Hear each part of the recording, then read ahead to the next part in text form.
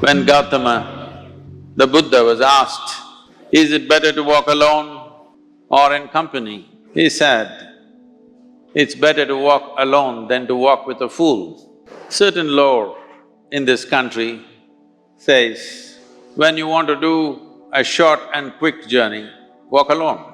When you want to do a long journey, walk in company. But the important thing is, who is walking with you? Not always being together is a good thing. If one does not know how to be by himself, then being together can be a lot of nuisance. Human beings are right now like this.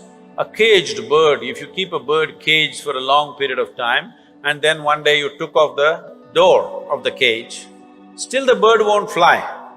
From inside it'll protest that it's not free, but it'll not fly. Human condition is just that. For all other creatures, nature has drawn two lines within which they have to live and die, and that's what they do. But only for human beings, there's only bottom line, there's no top line.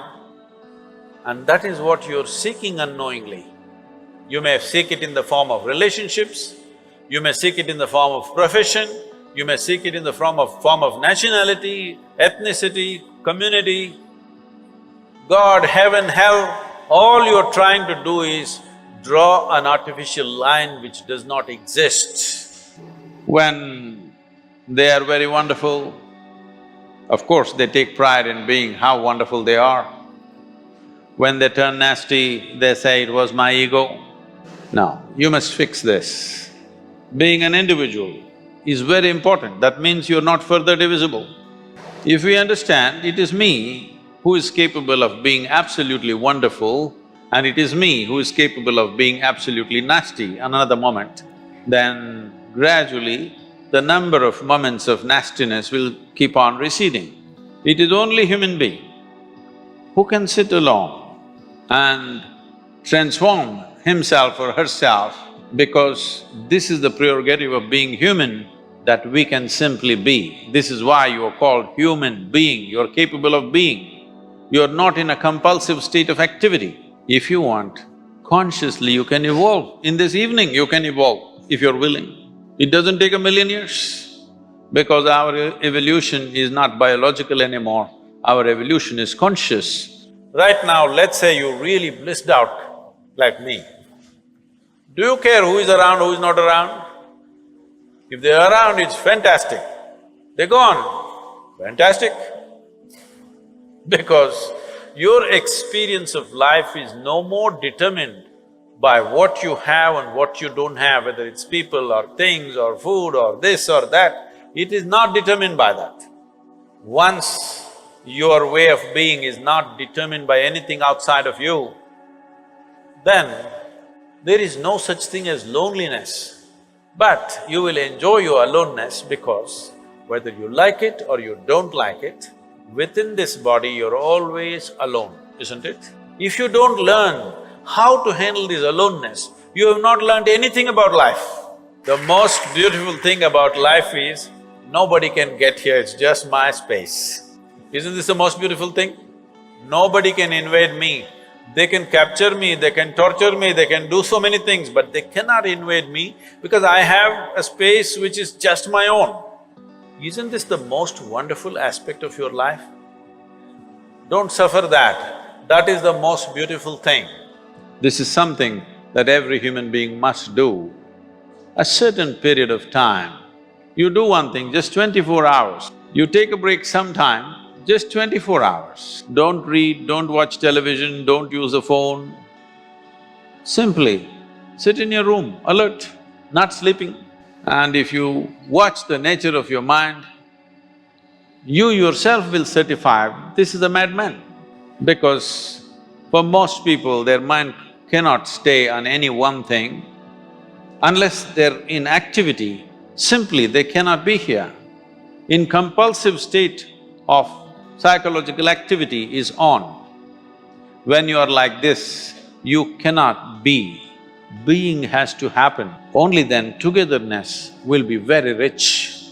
So before we associate ourselves with people, it'll be good every day in the morning or a certain period of your life, if one withdraws to spend a little time with oneself and see how, in what ways can this be little better than the way it was yesterday?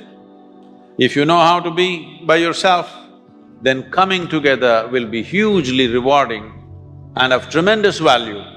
That means we came together consciously. The truth is, being alone is not about isolating yourself from others. It's about embracing moments of solitude to reconnect with your true self. One of the greatest gifts of solitude is self-reflection. When we are constantly surrounded by noise, whether it's from people, social media, or daily responsibilities, it's easy to lose sight of our own thoughts and feelings. But when we take time to be alone, we create a space to reconnect with our inner selves. In these moments, we have the opportunity to ask ourselves important questions.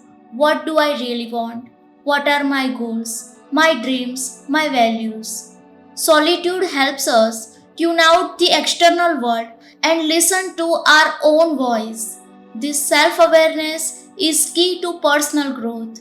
It allows us to understand who we truly are, what drives us, and where we need to improve.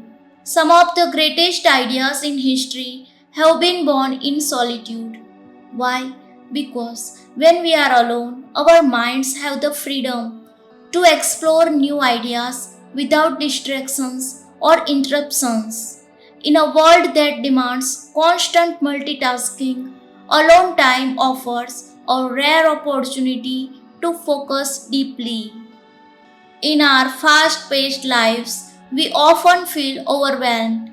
There is always something to do, someone to meet, somewhere to be.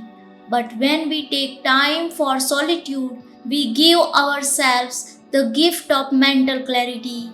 Alone time is a form of stress relief. It allows us to step back from the chaos and simply breathe. In this quiet space, we can process our thoughts, prioritize what truly matters, and let go of unnecessary stress. Finally, solitude improves our relationships with others. When we understand ourselves better, we bring a clearer, more authentic version of ourselves to our relationships. We no longer depend on others to fill our emotional gaps, which lead to healthier, more balanced connections. So, I encourage you to embrace the quiet moments, to seek time for yourself. Being alone is not a weakness, but a powerful tool for growth. Namaskaram.